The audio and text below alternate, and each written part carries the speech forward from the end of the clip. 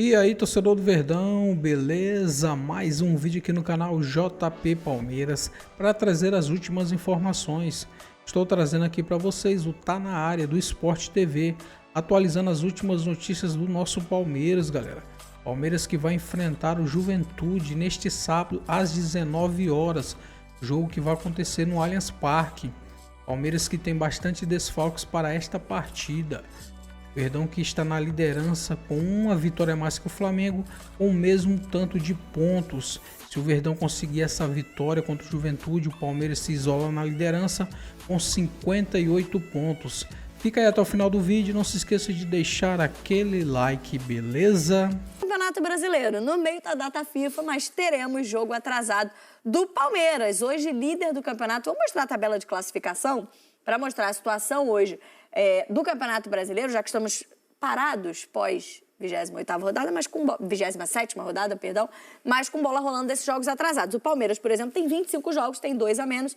Um desses é o jogo contra o Juventude amanhã. Vai ser realizado, então, nesse sábado, às 7 horas da noite. Em pontos, está empatado com o Flamengo. Em aproveitamento, tem um aproveitamento melhor, porque tem um jogo a menos que o rubro-negro.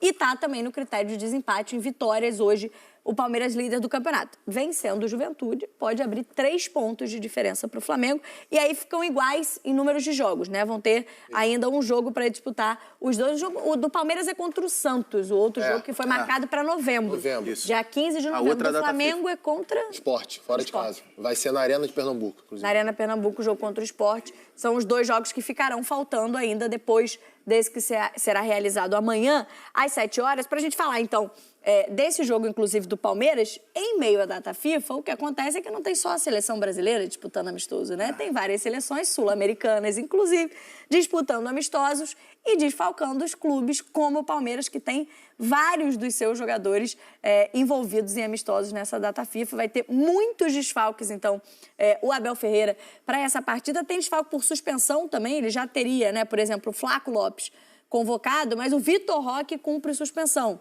Por enquanto, a suspensão do terceiro cartão amarelo e, portanto, fora dessa partida. Sem falar nos desfalques da defesa. Daqui a pouco a gente vai mostrar todos os desfalques que tem esse Palmeiras, mas são muitos se a gente considerar, ó.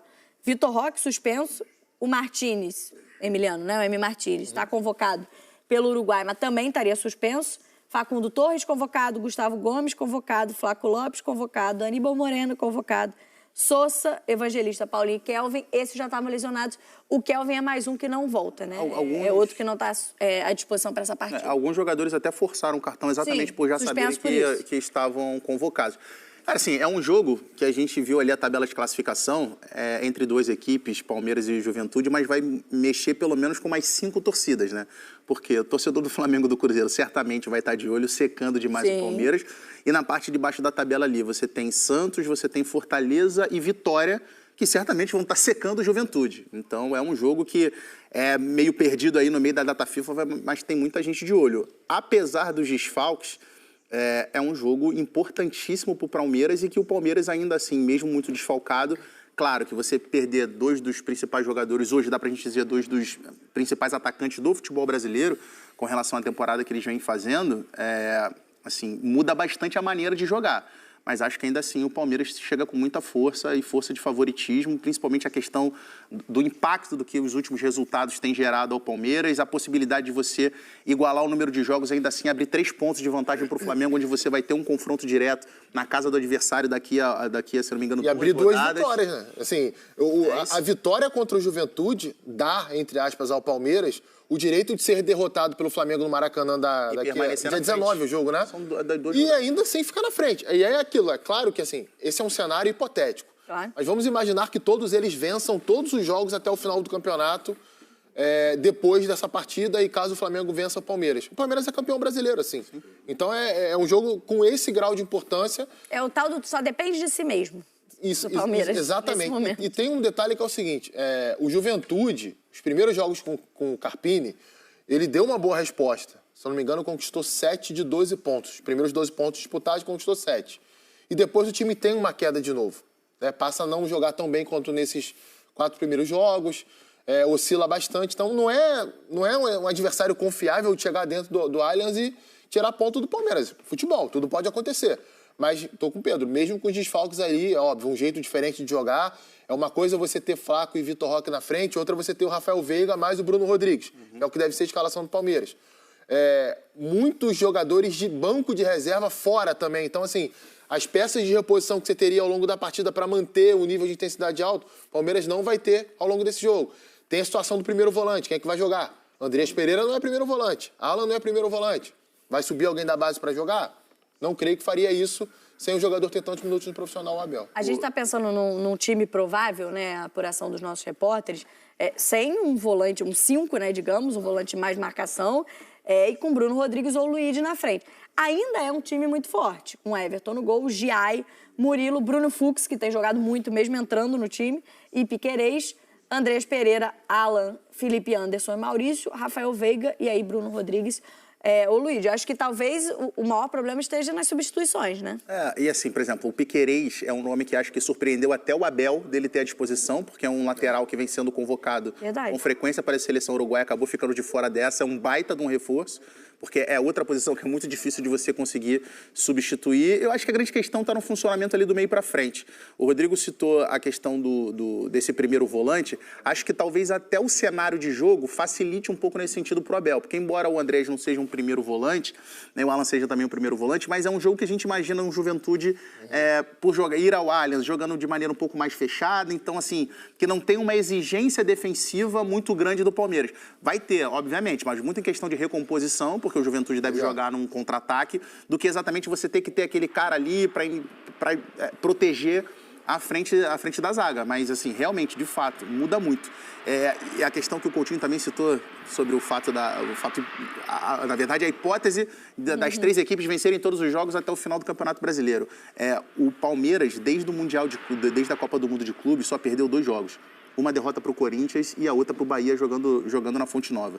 Se eu não me engano, em 14 jogos. Assim, cara, é assombroso. Muita coisa. É assombroso, é muita coisa. A gente até trouxe essa ilustração, digamos, dos próximos jogos do Flamengo e Palmeiras, né? Essa comparação de como estarão, quais serão os próximos compromissos das duas equipes, até porque tem um confronto direto no meio desse caminho, porque hoje a briga mais próxima é entre os dois. O Cruzeiro está de olho ali, o empate contra o Sport tirou um pouquinho a possibilidade de dar mais colado. Mas Flamengo e Palmeiras hoje estão empatados em pontos na liderança do Campeonato Brasileiro. E aí a gente tem evolução nas últimas rodadas, para a gente ter uma ideia de como eles foram, né, se aproximando. Com o Flamengo, de certa forma, e a gente vai ver aí nas 2 últimas rodadas, tendo um crescimento menor, porque empatou, porque teve dificuldades contra o Cruzeiro também na última rodada, e o Palmeiras crescendo vertiginosamente, né? O Palmeiras vencendo as 3 últimas partidas, são 4 vitórias nos últimos 5 jogos, por isso que o Palmeiras voa para os 55 pontos. O Flamengo vinha numa campanha impressionante no campeonato, mas os empates acabaram permitindo essa aproximação maior do Palmeiras, para a gente ter aí nessas últimas 5 rodadas o Palmeiras chegando e ultrapassando o Flamengo agora também no critério de vitórias, porque já chegou a ultrapassar no aproveitamento por conta dos jogos a menos, mas agora em pontos e primeiro critério de desempate, número de vitórias, o Palmeiras é o líder do campeonato. Diz muito sobre esse momento, né, que você falava, né, Moreno, o momento que é esse Palmeiras vindo de uma sequência impressionante, tanto na Libertadores, conseguindo uma classificação soberana em cima do River Plate, quanto nessa sequência de Campeonato Brasileiro. A última derrota do Palmeiras, antes dessa derrota que eu citei contra o Bahia, foi no dia 28 de agosto, se não me engano. E é a eliminação na Copa do Brasil. Não, pro Cruzeiro. Antes da derrota em jogos de Campeonato Brasileiro, antes da derrota pro Bahia, a última derrota do Palmeiras tinha sido pro Cruzeiro. Antes do Mundial. Antes do Mundial, em agosto. E quando a gente olha ali para a tabela, assim, é muito claro que o Flamengo teve uma queda de rendimento, que isso foi o que propiciou o Palmeiras conseguir encostar no Flamengo. Acho que o que deixa que está deixando o torcedor do Flamengo ressabiado é que essa queda de rendimento acontece no momento crucial da temporada, que é no momento onde o Flamengo vai decidir Campeonato Brasileiro e que daqui a 2 semanas vai decidir vaga na semifinal da Copa Libertadores. Agora, desde o jogo contra o Vasco, acho que ali dá pra gente pensar, né? Que o jogo contra o Vasco, acho que é onde começa uma queda de rendimento contra o Vasco. Até ali, o Flamengo vinha mantendo uma regularidade muito grande, mesmo com necessidade de gerar o elenco, o Flamengo vinha conseguindo manter atuações no padrão do que a gente está acostumado a exigir do Flamengo. O jogo contra o Vasco, onde você enfrenta uma equipe tecnicamente inferior à sua, embora seja um rival, seja um clássico, onde as coisas tendem a se equilibrar, igualar um pouco mais, mas em vários momentos do jogo, o Vasco foi superior ao Flamengo. E isso assustou um pouco o torcedor, porque não era o que se imaginava e não era o que a gente vinha acompanhando nos confrontos recentes do histórico. As próximas 3 rodadas, né? O Campeonato Brasileiro retorna no meio da semana que vem, depois da data FIFA. E aí, na quarta-feira, a gente tem um clássico para o Flamengo, Botafogo e Flamengo, no Newton Santos, enquanto o Palmeiras recebe em casa, no Allianz, o Bragantino. Essa é a 29ª rodada. 28ª, perdão. Na 29ª, eles se enfrentam. É o confronto direto entre Palmeiras e Flamengo. Flamengo e Palmeiras, porque esse jogo é no Maracanã. E aí, na 30ª rodada, na rodada seguinte, o Palmeiras tem mais um confronto direto, digamos, contra o Cruzeiro. E o Flamengo enfrenta o Fortaleza fora de casa. Essa é a sequência dos 3 jogos, considerando que antes da 30ª rodada, logo após a 29ª, entre a 29ª e a 30ª rodada, teremos o primeiro jogo da próxima fase da semifinal da Libertadores. Eu acho que assim, o que desequilibra nesse recorte que a gente está vendo no telão, para mim, é mais o Palmeiras do que o Flamengo. Assim, as oscilações, elas são naturais ao longo de uma temporada. Você pega ali uma sequência de 3 ou 4 jogos de uma equipe, você vai ver o time cair de produção. O próprio Flamengo já tinha passado por isso anteriormente, nesse ano, e depois já tomou. Acho que a tendência é o Flamengo retomar. A questão é que o Palmeiras está num tempo muito grande, jogando muito bem. Essa oscilação vai vir ao Palmeiras? É provável que venha. É difícil você ver um time jogar bem 4 meses direto. Mas tem sido realmente impressionante. Para mim, é o ponto de desequilíbrio. Até porque, se a gente pega a pontuação do Flamengo, que é, se a gente falar aqui que é o time que oscilou realmente nas últimas rodadas, a pontuação é uma pontuação de campeão brasileiro, a essa altura do campeonato. Sim. Assim como a do Palmeiras, até porque eles estão empatados em pontos. É, inclusive, a melhor campanha da história do Palmeiras no Campeonato Brasileiro, de pontos corridos. Pode pegar lá a campanha de 22, que o Palmeiras perdeu 3 jogos apenas. A essa altura do campeonato, o Palmeiras tinha menos pontos do que tem hoje. A gente está falando de aproveitamento de mais de 70%. É muito alto. E mais, a régua está altíssima. Os dois botaram a régua lá no alto. E mais do que só a pontuação, eu acho que o momento que favorece animicamente o Palmeiras é quando você fala em desempenho, porque a gente está falando de uma queda de rendimento do Flamengo. O Coutinho falou da pontuação. Conquistou 5 dos últimos 12, ou seja, um aproveitamento inferior a 50%, que não é compatível com o que a gente vê de aproveitamento do Flamengo até aqui no campeonato. O Palmeiras somou 9 no mesmo período. Só que no mesmo período a gente vê um Flamengo tendo uma queda de rendimento e um Palmeiras tendo um desempenho alcançado que, assim, a gente vai discutir se não é, em termos de desempenho, se não era o melhor desempenho do Palmeiras na era Abel. Para mim é. De encaixe. É uma boa discussão. Eu também concordo. Mas assim, então assim, isso animicamente deixa o torcedor do Palmeiras e, obviamente, os jogadores também muito inflados no sentido de, a gente vai estar próximo do nosso objetivo. É claro que assim, os recortes são importantes a gente pegar. Eu acho que esse é um recorte relevante. O Pedro citou o tempo aí dos jogos que o Palmeiras perdeu dentro desse período. Eu cito o pós-Copa do Mundo de Clubes. Vamos botar assim. Já é um recorte relevante. Olha o tempo que a gente já tem aí pela frente, né? A Copa do Mundo de Clubes acabou em julho. São quase 3 meses pela frente, contando o último jogo do Palmeiras contra o Chelsea até a data de hoje. Então são 3 meses de um Palmeiras que conseguiu se recuperar. Contra o Corinthians o time não jogou bem. Isso tem que ser levado em consideração. O jogo que começa a ter ali contra o Ceará, no segundo tempo, Flaco Lopes entra para fazer dupla com o Vitor Roque. Que é quando começa, né? Quando começa. No jogo seguinte, os dois já são titulares ao mesmo tempo, que é contra o Universitário fora de casa. Não é um grande jogo do Palmeiras também, é virado contra o Ceará dentro de casa. O segundo tempo a partir da entrada dos dois. Mas, cara, a partir daí, a partir do jogo contra o Universitário, você não vai pegar um jogo ruim do Palmeiras. Você pega um jogo um pouco abaixo ali contra o Bahia, né? Talvez uma outra partida contra o Fluminense, ele fora de casa não foi uma grande atuação do Palmeiras também. Mas assim, o nível realmente é altíssimo. A regularidade é altíssima do Palmeiras. Foram também uma sucessão de fatos assim, positivos. Fluminense não, Botafogo. Você tem Fluminense é Botafogo. Uma sucessão de fatos positivos que foram acontecendo no Palmeiras. E aí a gente vai encontrar de tudo, né? Obviamente, competência dos jogadores e, sobretudo, do Abel. Mas a gente viu o encaixe perfeito que aconteceu do Flaco Lopes com o Vitor Roque, que surgiu numa necessidade diante de um jogo onde o Palmeiras... Se o Palmeiras, de repente, tivesse aberto 2-0 no primeiro tempo contra o Ceará, esse teste não teria acontecido, da entrada dos dois jogando juntos, e a história seria completamente diferente. Então, diante de um jogo de um primeiro tempo muito ruim do Palmeiras, houve essa necessidade da formação da dupla de ataque com Flaco Lopes e Vitor Roque. A partir dali, o encaixe foi absurdo.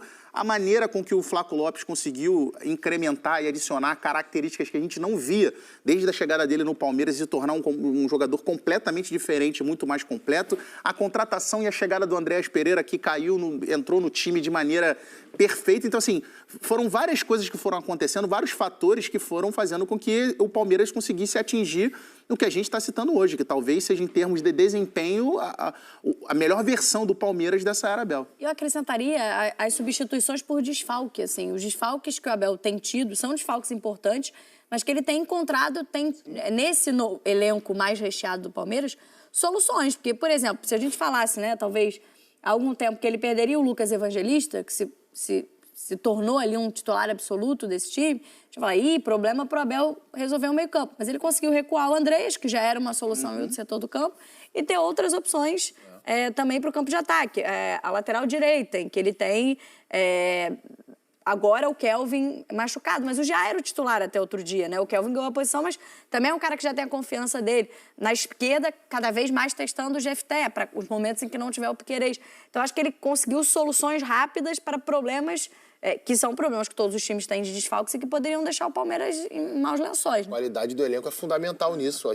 Se a gente fala que é o melhor futebol do Palmeiras desde que o Abel chegou, para mim não sei se vai ser campeão, enfim, mas qualidade de jogo, variação tática, ofensiva, repertório de jogadas, para mim o Palmeiras nunca teve o futebol que ele está apresentando nesse período recente.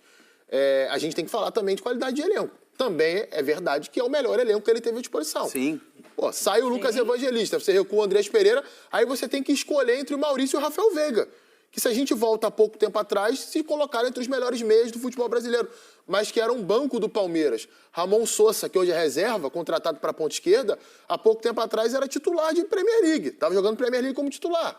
E se destacando bastante, inclusive. Então, são caras que têm qualidade, muita qualidade. O próprio Facundo, cara. Facundo foi titular do Palmeiras no primeiro semestre inteiro. Hoje ele não é um titular. Ninguém pensa nele, pelo menos no primeiro momento, como um titular. É muita opção, cara. E a gente hoje quase que não lembra do Paulinho, que terminou... Isso, né? Eu mesmo não estava lembrando. Que dentro da Copa do Mundo de Clubes marcou o gol Salvador contra o Botafogo, foi tido como a principal contratação da temporada, está fora da temporada. Certamente faz falta, porque é um jogadoraço e acharia um meio de conseguir se encaixar nesse contexto, mas que hoje está fora desse time do Palmeiras. Só busquei aqui, são 20 jogos, considerando Libertadores, Copa do Brasil, depois da Copa do Mundo de Clubes, já que o do Santos foi adiado. E 3 derrotas. Para o Bahia e as 2 para o Corinthians na eliminação da Copa do Brasil. Esses são os números do Palmeiras, do Abel Ferreira, pós-Copa do Mundo de Clubes. E amanhã, brigando para abrir mais 3 pontos, tentando abrir mais 3 pontos na liderança do Campeonato Brasileiro nesse jogo atrasado. Então é isso, torcedor do Verdão. Valeu por chegar até aqui no final do vídeo. Não se esqueça de deixar aquele like, beleza? Se você ainda não for inscrito aqui no canal, já se inscreva. Ative o sininho de notificação para não perder nada que eu posto aqui no canal. Falou e até mais!